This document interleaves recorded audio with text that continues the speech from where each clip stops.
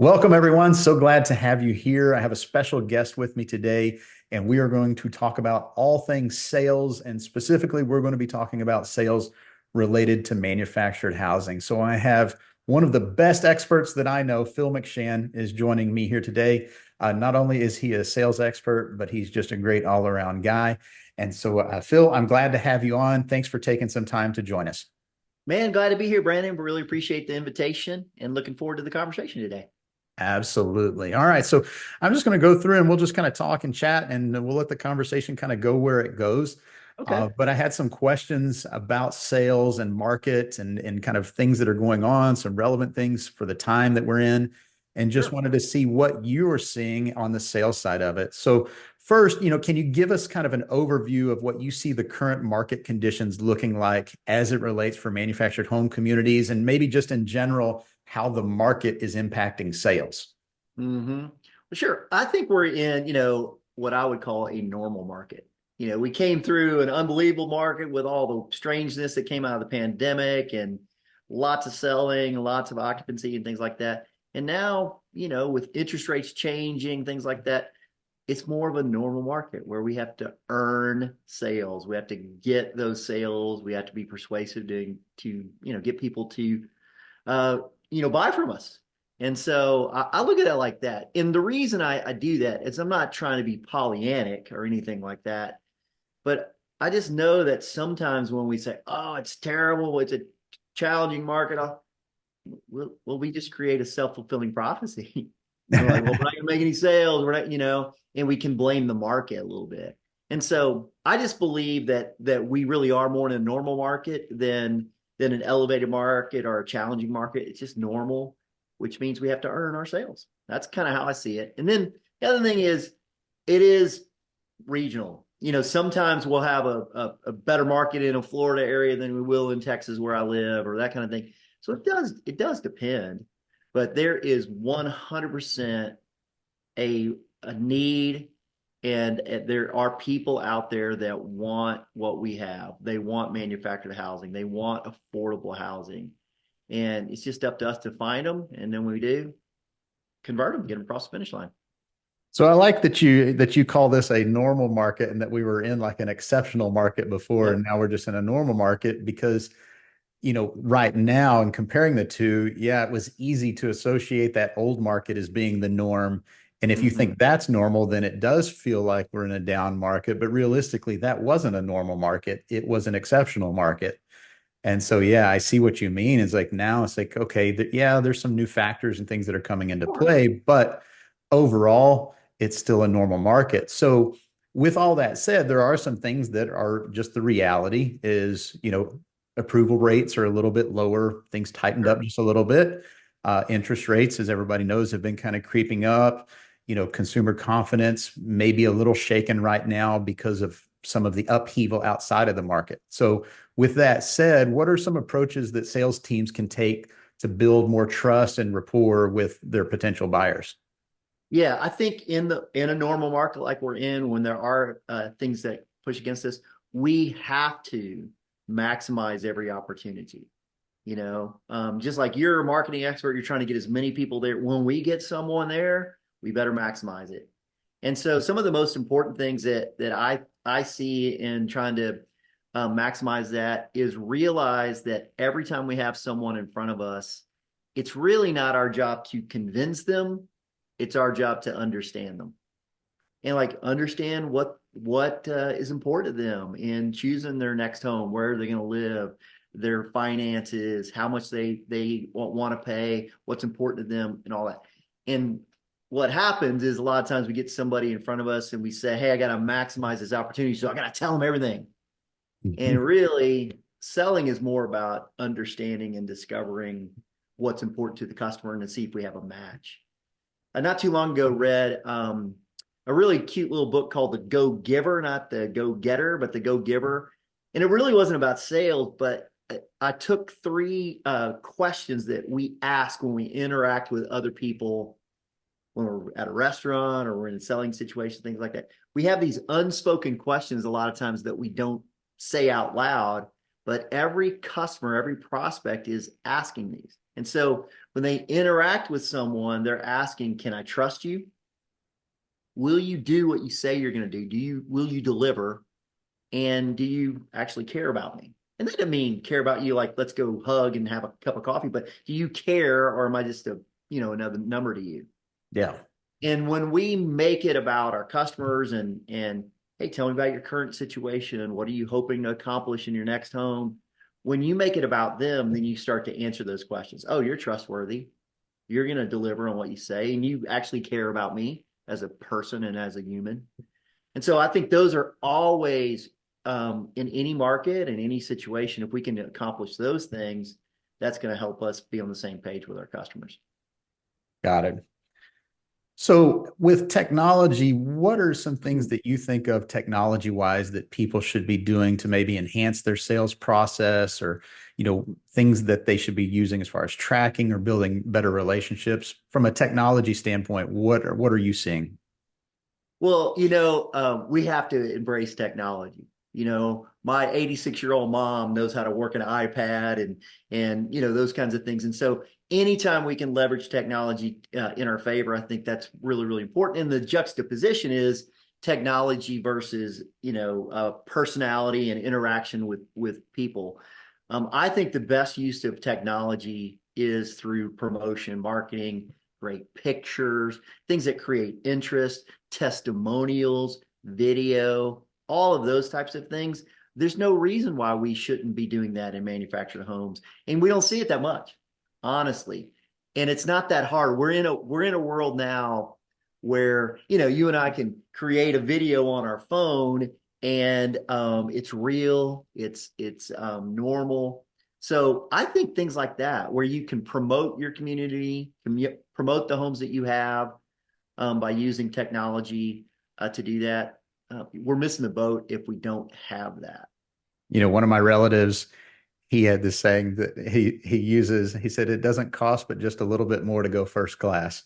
There you go. And I think one thing that I've seen on the marketing side is that when you're selling affordable housing, there are people inside the industry that feel like they don't have to put much effort into Mm, the process.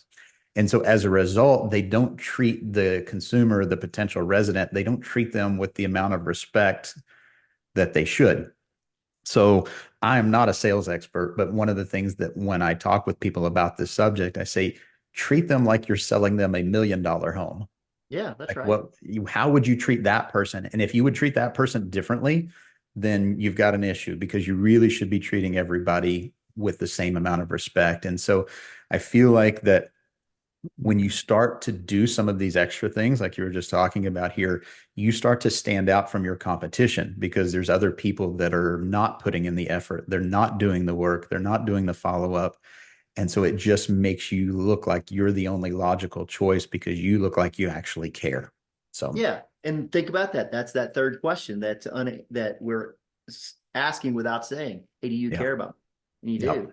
And I think sometimes in our industry we forget that concept of respect, and I like the word dignity. It's kind of an old school word, Hmm. but when you respect someone, you're letting them protect their dignity, and that you honor them, you respect them. And I believe that whether you're selling $1 million home, to your point, or a manufactured home, if you take the customer seriously, then you'll be in a great shape there. And when we use modern techniques like technology, like video, like things like that, shows that, hey, we're serious. We want to earn your business. We want you to be intrigued and come out. So I'm tracking with you 100% on that. Well, I can say on the marketing side, we've moved from, everything being fully automated to doing kind of a hybrid approach where we have automation that works, but we want the salesperson connected to that process. So when the prospect responds, that the salesperson can just jump right in. And as far as the prospect's concerned, it's been the salesperson the whole time. Right. So we use the term add scent, like smell, that things have to smell the same. And so we want to create this really Like that. cohesive experience, so that it from the start to finish, that it feels right. Because I always feel like people are looking for a reason to not buy. So Hmm. they need a place to live. Okay, we know that. They need something they can afford. We know that. They're obviously, if they're reaching out and they're looking at your home, they have some need that's causing that. They're either they don't like the place they currently live, or their rent agreements about up, whatever it is. So let's don't throw them off because we get lazy in our follow up or something like that. Let's keep them moving forward. I So, like that. what now would you say would be a top one or two skills that you would say sales teams should be focusing on developing right now? What are some things you would say that they should be working on? I would think I would the most important thing in selling is not telling, it's asking. And so I kind of believe in this simple acronym of real. Let's be real. Hmm. Okay. The best selling concepts or strategies kind of fall into that concept. And R is stands for rapport. Now we have this fake concept of rapport means we have something in common. Of course, that helps, We have things in common. You and I have kids the same age, so we have some Yeah. rapport there. But really rapport means being on the same page where the customer literally goes, "Oh, Brandon, he gets me. He understands where I'm at." And you don't get rapport by telling somebody a bunch of stuff. This is what we have. So understanding where they are. And so rapport is number one. E of real stands for explore. If a salesperson understands what a customer has, what their current situation, what they've seen, what they've looked at online, where else they've been, and what they want, if you have those things, you will win a lot of the times. Because when you know what they have, you know what's important to them. When you know what they've seen, you know what else is important to them, other things they consider, price, location. And when you know what you want, those things go all together. Yeah. So one of the greatest strategies really is before I talk to a customer or tell them what I have in my community or in a certain home, do I know what they have? Do I know where they've been, what they've seen, what they've looked at, and what they want? Those are huge. Yeah. So Well, that those are my reminds me. biggest. Yeah, that reminds me of a conversation I had yesterday. It's a new community that we're working with, and their homes right now are about 140,000, Mm-hmm. and their competition in the area is stick-built homes at 300. Perfect. And so, yeah, so that's a big price gap. So we've already got that piece working in our favor. But one of the things that I encouraged them to do was to look at what these stick builders around them, what is included with that, what comes with living in that area, and are there any gotchas that Mm-hmm. that those stick built companies are doing in there, like, but what are they doing to sweeten the deal to try and get the person to pull the trigger? Because that's a pretty big price gap, double the price. Mm-hmm. That's pretty substantial. So, I just kind of encourage them, like, hey, do a little bit more investigation on this, and then let's really start focusing on what you do have to offer and sharing that, making sure that people know. But ultimately, yeah, I feel like it comes down to the individual prospect, and you have to understand where they're coming from and why they're looking, and then help connect those dots for them individually so they see that this is a good solution. Yeah, really good. I think a lot of times we don't think about the consequences, or when we think about consequences, we think about them negative only. Mhm. Consequences are positive and negative. Yeah. And so, hey, what would that saying things to a customer? What would it mean to you to live in this part of town and at a price that you felt very comfortable with? How would that make you feel? Hmm. you know Things like that. That's a positive consequence. What would it mean to you? How would that make you feel? And then of course, hey, the negative consequence, what would it mean to you to stay in the challenging situation you're in Yeah. or get yourself stretched out too far? How would that make you feel? Hmm. So those are biggies in helping someone make a decision when you have, particularly when you have price comparisons like that. You've got to help them to see the consequences of both.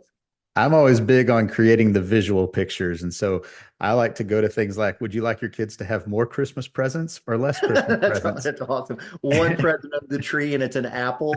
But And we're hey, not you talking got the about a nice computer. house. Yeah, you got the nice house though, right? Right. Yeah, like but I do think there's power in using that imagery like that. And I feel Of like course. that when you can get somebody to start creating those mental movies like that, it starts making their decision process a lot Mhm. more clear as they start sorting things out.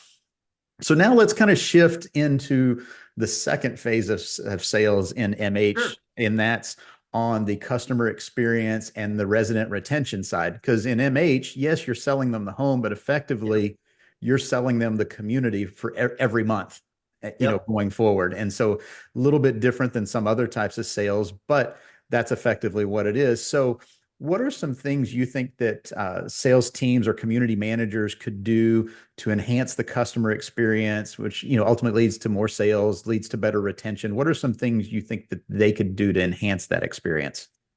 Jack Canfield said it best. He said that feedback is the breakfast of champions. And I love that, right? I love feedback. So, one, I think, is just making sure that a community manager and operators out there, they're visible. They know what's happening. They're seen. They're asking people, hey, how's it going? How you feeling about those things? So, one, you know, Brandon, we've been around this long enough to know that we know people that are running communities or owning communities that are really in touch with their residents and those who aren't. Yeah. And the ones who are the ones who have higher customer retention. They're seen, they help build that sense of community. So I think one, being out there so you know what's going on and asking people for feedback. And then I think the second is promoting um, people who are having fun, who are happy there. Um, Whether it's a age qualified community or a all age community, but what are the stories of the community that are positive? Some kid wins a spelling bee in the community. What does that have to do with the community? It has a ton. Is Yeah. that we recognize that lives are being lived here. So I love your idea of the mental movie. Well, just what's the promotional movie? Right. What do you want people to know about the community? We'll know the people there. I As think that that's relates big. to marketing, I'll say we typically encourage people if they're having us handle their social media, as an example. I still tell them, hey, anytime you have an event or if there's something that Yeah. happens, write a few sentences about it. Give us some photos. Let us share that. It makes everything more real for the Yep. people that are seeing it. And also, I think it contributes to building more of that community aspect. And I think that's one of the things that may get underrepresented in this process is people are choosing you and they're choosing to be a part of your community. So they're Mm-hmm. not just buying a house, they're choosing to be a part of that community. So let's let people see what happens at the community. And yeah, the example you gave there of the kid winning the spelling bee, that sort of thing, yeah, that may not necessarily have anything to do with the manufactured house that you live in, but it reinforces that community idea. And hey, we're all in this together and we're all winning and succeeding and there's good things that are happening and positive and fun and all of that stuff. So I really like that kind of stuff. And I think that's a great thing if you're a community manager or if you're an operator hearing this, encourage your community managers to do that, but to Yeah. keep their ear to the ground when they hear about these good things that are happening. Maybe the local elementary school wins some award, and Mm-hmm. you just talk about that positive things in your area that you can take and share in a social context like that. I think it really paints a picture of, hey, this is a place that I want to be. What are Yeah. okay, now let's move to another topic, which is objections. And Ooh. so everybody's favorite. So Mm-hmm. what do you see as being some of the more common objections that sales teams are going to face this year and maybe some ways to overcome those and deal with those? Sure. Look, I think objections, well, one is welcome them. When you get an objection, be glad, be excited. People are like, what? I hate objections. No, you want to welcome objections because that is the customer literally saying to you, I like it, but I have some concerns. And the reason you should welcome them and be glad that you have them is they're talking to you. They're not driving away in the car talking about it. So when objections are brought up, be glad. And I also believe you should ask for objections. Hey, anything you don't like, any concerns that you have, same concept. But The most common objections really are the ones that we hear all the time.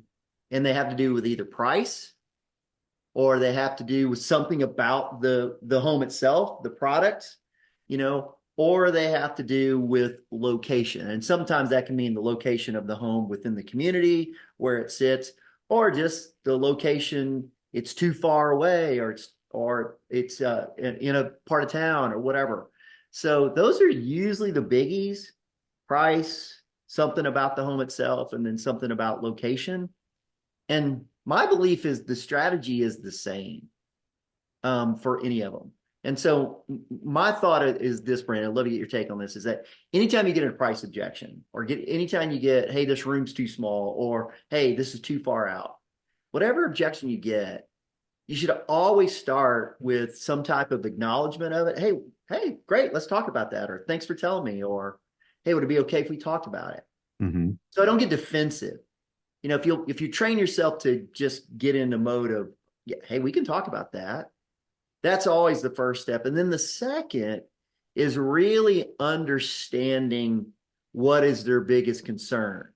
Because I don't know about you, I have messed up so many times in my life, in my marriage, and every relationship I've ever been in by assuming I know what you mean. When somebody says, "Hey, I don't like the location," oh, it's really not that far out from downtown, and they didn't mean that. They Right. meant it was too far from their grandmother's house or whatever. I have a Uh, friend that the question, and I started using this question or response, I guess I should say, and it is a question, but he uses the sentence compared to what? yeah, Like he just responds with that. So when they say, "Oh, this room is too small," well, compared to what? yeah. Look, And comparison is a powerful concept. We already talked about have, seen, and want. yes. That's a great strategy in handling objections. Hey, this is really too far out compared to where you live now, or compared to something that you've already looked Mhm. at. Right. Saying, hey, this is expensive. Hey, let's talk about that. Hmm. When you say expensive, hey, tell me what you've seen. Hmm. Have seen one in a Hmm. price range that you're looking at. So always acknowledge it, and then always understand it deeper before you go to solve. What I know is that good salespeople, good managers that sell, and good operators that sell, I mean, you can pat yourself on the back.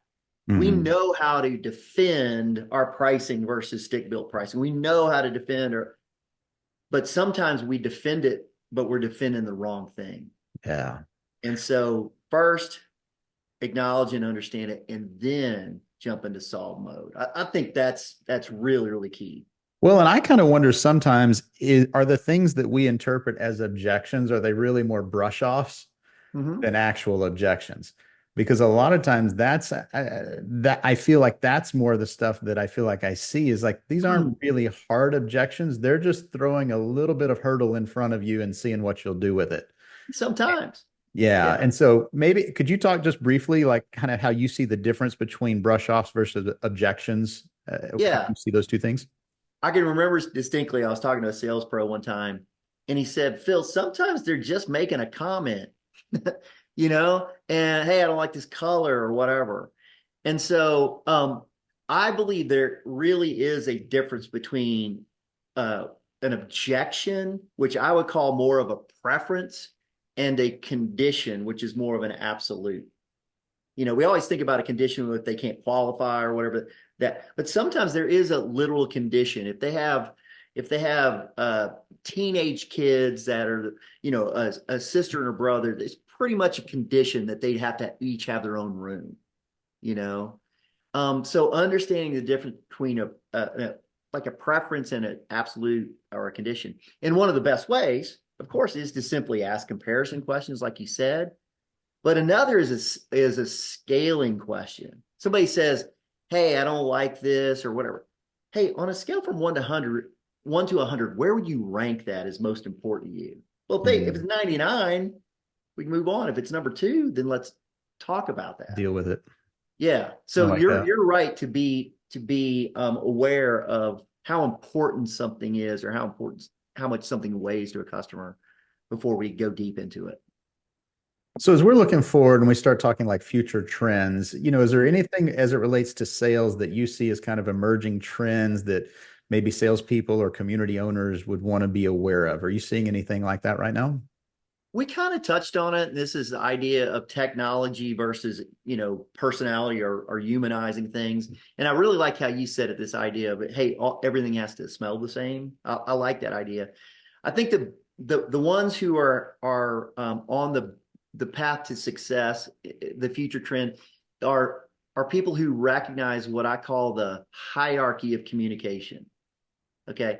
So if you and I were in the same room face to face, that's the highest level of communication one on one. But even face to face, I could be talking to a group of 100, and that's lower than you and I Right. together. And then it tears off. Like we're having a pretty high level of communication today because we're not in the same room, but I can see your face. You can hear my voice. I can hear your tone. Then, of course, you get into texting and where does video rank? Well, the trend is those who are most successful mix in different levels of communication. They don't just email. They don't just text. They recognize that the highest level is, face to face. And so if I'm going to reach back out to someone and I leave a voicemail, man, maybe I get out my phone and send them a video. Or, I use different levels in that hierarchy to communicate because that helps me establish that relationship. And to your point, it's all smells the same, it looks the same. So I think that's really missed. Those who are stuck in one way, like I sometimes I hear a salesperson will say to me, "Well, Phil, they told me they just want me to text them." Well, I get that. Okay, that's good that you understand that. But if I'm only texting, I mean, I could text them and say, "Hey, I'm about to send you a video." Right. You know? And so I think the best trend is to use all the avenues of communication and don't get pigeonholed or stuck on one. What's your take on that? So yeah, so when I look at it, I think that when it comes to the channels that you use, like that particular piece of this, I think you use the channel until they tell you don't use this channel anymore. Mm-hmm. So the way that we approach it is, let's say that we're doing email, we're doing text messaging, we're doing phone calls, and kind of a mix of that. So the emails, they may get, one, two, three a week, whatever it is. And then, text messages usually one or two a week, and it just kind of grows out from there. If somebody tells me stop texting me, then we need to respect that and stop Sure, of texting course. them. But that doesn't mean that I also need to stop emailing them Right. the way we do it. So Oh, it makes they need to sense. tell us, hey, don't email me anymore, because they may just mean that, hey, I don't like getting these text notifications all the time. So could you stop that? And if Mm-hmm. that's all, because we don't get tone and we don't have that, what To you were your talking about point. just a moment ago, we don't have all Yeah. of that. All we see is stop or unsubscribe. That's all we see. And Mm-hmm. then we get our feelings hurt. And so I don't think that that's what it means. The approach that I take and I encourage people to take is, have your channels. And then if somebody says, hey, don't call me anymore, then don't call them anymore. But they're Yep. still on your list. You can still email them. And then they say, hey, don't email me anymore. And now you're just texting them, and you send Mm, them a text, and then they tell you, hey, stop texting me. Okay. Now they're completely out. They've eliminated all communication. They've told you, I don't want to talk to you. And I think there's some judgment that happens in that too. I think if somebody replies to a text message and says, stop, you piece of junk, and they're that's a cussing you different out or thing. whatever it is, then go ahead and remove them. I Right. always tell, as a company, one of our core values is respect. And that's between employees and that's with our customers. And so I tell my employees, like, you don't have to tolerate disrespect from a vendor, certainly. You don't have to tolerate it from a customer. If one of our customers is disrespecting you, I want to know about it, because I'm going to get involved. I'm going to deal with it, because I don't have to Mm-hmm. tolerate that. So if somebody's being disrespectful, prospects being disrespectful, yeah, just remove them from your list. It's one prospect. Remove them from your list. I know all of you have an engine that generates lots of leads for you. So one prospect doesn't really matter. So get them out of the way. But yeah, focus on not just telling them what you need to tell them, but make sure that it has value for them and that you're contributing something that's interesting. I'll tell you, for me, one of the first things that I send to people when they get on our list is I send them a marketing checklist. And so Mm-hmm. what it is it's a step-by-step checklist that says, hey, evaluate yourself, check off the things you're doing, circle the things you're not. And now you've got a little miniature roadmap of what you need to be doing marketing wise to get better. So I'm a big believer in providing value in those communications. And so if I was selling a manufactured house, that could take a lot of different directions. But if someone had come out and they had shown interest in one particular house, but we couldn't move the deal forward, I might send them the floor plan. Hey, just wanted to make sure you had a copy of this. Like, something that would matter to them. Or maybe your company rolls out a new promotion and you're giving away a washer and dryer if they, purchase before the end of April. Maybe they didn't, maybe that offer wasn't in play whenever they visited, Yep. but I believe, again, I'm speaking for my own company values of do what's best for the customer. But same thing. I think we owe it to them to say, hey, just giving you a heads up. We just rolled this out. I understand maybe it's not right time, however you need to word the language, right? But let them know that it exists and you're bringing value to them by doing that. So I feel like as a salesperson, I mean, I'm selling something different, but I feel like as a salesperson, it's our duty to take care of the prospects and to inform them and keep them in the loop on what's going on. And until they tell me to leave them alone and to jump off a cliff, I feel like that's my responsibility. So that's my very mediocre attempt at being good at sales, but No, that's awesome. that's how I see it. So if you were to boil this down into, say, a singular piece of advice Mm-hmm. as it relates to the sales process, and somebody's like, hey, Phil, this is all good. I've got, three communities and I've got three community managers. They do the sales. I only need to sell 4 or 5 homes at each one this year. So it's not like a huge number. We've got some people that call us or they drive by. So we've got some names. It's just a very basic situation of what's going on. What would be a piece of advice that you would say, hey, this is what you should consider next in order to improve your sales? Number one, and this is in any type of selling, and that is to make it about them first. Understand where they're coming from first. So if I've only got 3 houses selling, I got 10 people, and I'm reaching out to them, I want to get on the same page with them first instead of saying, "Hey, we've got free washer and dryer by the end of the month." You can, well, who cares? Right. If it's not the right fit for them.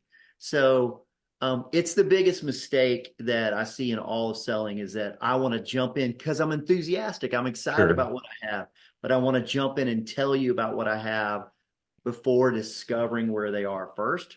So that would be number one is understand where they are first.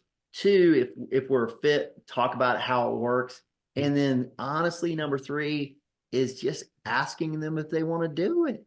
And that Yeah. doesn't mean, hey, so have you made a final decision that it just means saying to a customer, hey, it sounds like this might be a solution for you.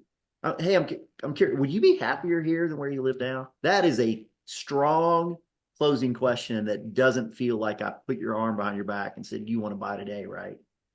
So understanding where they are, walking them through the process, and then if it's a fit, asking them, hey, would you be happier here? Sounds like you would. Yeah. No, Those that's are the basics in my mind. yeah, no, that's very good. And I think that that's the kind of stuff that does get missed because everybody just jumps to, are you going to buy it? And Right. they miss out on those steps. And so to me, when I hear you explain that, it's like going back and looking at whatever process you have, which may not be anything. There may not be anything documented. Mm-hmm. But going back to that and saying, hey, we need to put a flow through because we need to treat every lead the same way because it is a fairly linear process, different Yeah, reasons and things like sure. that, but the process is fairly linear. And I think that to me, that on the sales side, that would be really powerful for the owners is to know that, hey, if I send 100 leads to this location this month, I know what's going to happen to those 100 leads. And I think all of those things come into play there and consequently make room for all that stuff to happen that you're saying. A lot of times people feel like process makes it restrictive. And I don't Mm. really feel that way. I think process kind of gives you some guidelines and boundaries to work with, but then there's a lot of freedom inside of that, in my opinion. So, as we're kind of wrapping up today, can you just share maybe where anybody watching or listening that they could find out more about your sales training? Like if you've got any upcoming videos or workshops, webinars, or maybe they just say, "Hey, I want to do business with Phil. He sounds like the kind of guy that would help me out." What's the best way for them to find out more? Sure, thanks, Brandon. It's the easiest way is just on the internet. So I'm on all the socials, just Phil McShan, and so Facebook, LinkedIn, all of those types of things. You can reach me there. My website is Insider Innovation, two N's in Insider to match innovation. So insiderinnovation.com is the greatest way to get me. And hey, you can text me anytime. My text is 817-996-8641. So if you want to reach out to me, I'd be glad to talk to anyone who's wanting to increase their sales and do it in a way that is enjoyable. The book that I co-authored is called Love Your Selling Style. So we don't want people to feel weird, awkward, cheesy about selling. We want them to love it. And when you find a style that's repeatable and simple in a process, like you said, people become more and more liberated to sell. So if I can help in any way, feel free to reach out anytime. Awesome. Well, Phil, I just want to say thanks for hopping on with me today and sharing some insights. I know that sales inside of MH sometimes gets a little bit of neglect. It's not Mm-hmm. always because I think it's because the community managers are so busy doing other things. They're being community managers. And so it doesn't always get the attention that it deserves, but it really is the lifeblood for the success of the property. So ultimately, the owner's success too is tied to this subject. And so I think it's very worthwhile for an operator or a manager to spend time on this subject and to get better at it and to put some effort into the skills. And if nothing Yeah. else, just to be thinking about the process. Maybe they haven't even made any actual change yet, Yep. but to have it in there, like, okay, I'm paying attention to what I'm doing. Maybe they start by writing down what they actually do when maybe it starts as simple as that, but that they're moving towards that to treat it with a little bit more emphasis so that they can be better at it. And I think the ones that will do that, that will exert the effort, they'll be the ones that sell homes. And the ones that choose not to, they'll be the ones that kind of fall into a transaction and it happens and nobody really knows why or how it just did. And they won't be able to replicate it. They'll be just hoping somebody else comes along again. So thanks again for joining me. I appreciate it. And we'll talk soon.